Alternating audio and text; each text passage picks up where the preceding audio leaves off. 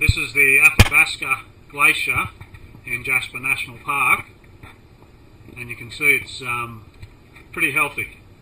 There's a good couple of 100 feet there of thickness. Down below you can see where it's starting to, well, it's been receding for a long time, as all glaciers just about in the world are. And then down the bottom here in the valley is what they call a moraine, which is what's left, or what's underneath a glacier, and that's what's left after it's melted out. The three main features of a glacier that distinguish it from a snowfield are it has to be at least 25 acres in area, in surface area. It has to be 100 feet deep, and it has to be moving.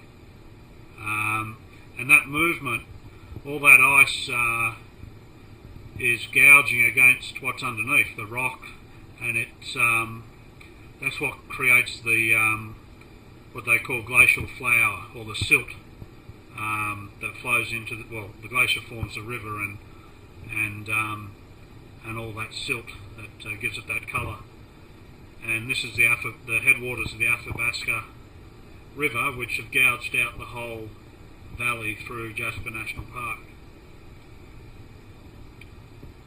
An interesting thing to remember about glaciers is that once they stop meeting one of those criteria that I mentioned, that means that they're no longer classified as a glacier under man's categories, but that doesn't mean that they don't exist anymore. Just because it's 90 feet now doesn't mean it's not as impressive as it was before that. So when they talk about glaciers melting out in the next 50 years in North America, that doesn't mean that you can't come to these parks and still see pretty much what I'm seeing today. It just means that we've stopped categorising it as a glacier.